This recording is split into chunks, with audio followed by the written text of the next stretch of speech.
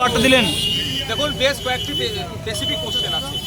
যে আত্মহত্যা বলে চালিয়ে দেওয়ার চেষ্টা হয়েছিল, কেন এটা মারা যাওয়ার বেশ কিছু ধরে তার পরিবারকে মুখ দেখতে দেওয়া হচ্ছিল না কেন, তাকে গোপন করা হচ্ছিল, কি রহস্যটা সেটা উদ্বোধন করতে হবে। যে অফিসারের সাথে যুক্ত আছে তাদেরকেও শাস্তি ব্যবস্থা করতে হবে। এই ধনঞ্জয়ের মতো সঞ্জয় হয়ে যাচ্ছে না তো? সঞ্জয়ের সাথে আর যারা আছে অবশ্যই বলছি, তাতে যদি আমার পার্টিসিপেন্ট হবে। একার কাণ্ড নয়, এর সাথে যারা যুক্ত আছে সঠিকভাবে তদন্ত করলে আমার বিশ্বাস যে তার ধরা পড়লে তাদেরকেও শাস্তির ব্যবস্থা করতে হবে। আর সকালে চাকরি চাললে সন্দীপ ঘোষ সন্ধ্যে চাকরি পেয়ে যাচ্ছে, কারণ এর মধ্যে কী রহস্য আছে? যে হাসপাতালে যে বর্জ্যগুলো আছে সেগুলো দিয়ে দুর্নীতি হচ্ছে না, র্যাকেট ছিল, এটা কার কী কাহানি আছে সেটাও খুঁজে বার করতে হবে। তারা তদন্ত করছে এটা। আর সিবিআইয়ের কাছে 12 দিন হয়ে গেল, এখনো পর্যন্ত প্রোগ্রেস সে অর্থ দেখতে পাচ্ছি না।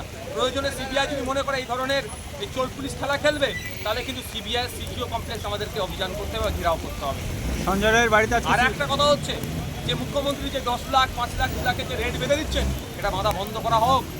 মুখ্যমন্ত্রীকে আমরা সম্মান জানিয়ে বলছি, তার মুখ থেকে আমরা এই ধরনের শব্দ বাক্য আমরা কোনোদিন আশা করিনি। যদিও অন্যার এক বিধায়ক মুখ্যমন্ত্রী সম্পর্কে যে কুরুচিকর মন্তব্য করেছে, 25 লাখের রেট বেঁধেছে, সেটাকে যেমন ধিক্কার জানাচ্ছি, একইভাবে মুখ্যমন্ত্রী যে 10 লাখের কথা উল্লেখ করছে ধিক্কার জানাচ্ছি।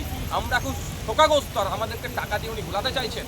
ওনার পরিবারের লোকজনের বক্তব্যটাই যে শুনলাম মিডিয়ার মাধ্যমে নাকি সেখানেও টাকা অফার করেছে, এটা মেনে নেওয়া যায় না। যারা অন্যায় করেছে মুখ্যমন্ত্রীর কাছে উদ্দেশ্যে বলবো, সেই অন্যায়কারী দোষীদেরকে আড়াল করার জন্য আপনার সরকার না পড়ে যায় এই ধরনের কাজ করবেন না। আপনার কাছ থেকে আমরা আশা করছি নিরপেক্ষতার সাথে কাজ করবেন। যদি এখন সিবিআইয়ের হাতে মামলা গিয়েছে, আর আমি অন ক্যামেরা বলছি, সিবিআই দ্রুত বিচার চার্জশিট করে কোর্টকে দিতে পারবে, রাজ্য সরকার যদি সহযোগিতা করে। আমি আশা করব রাজ্য সরকার সহযোগিতা করবে সিবিআইকে।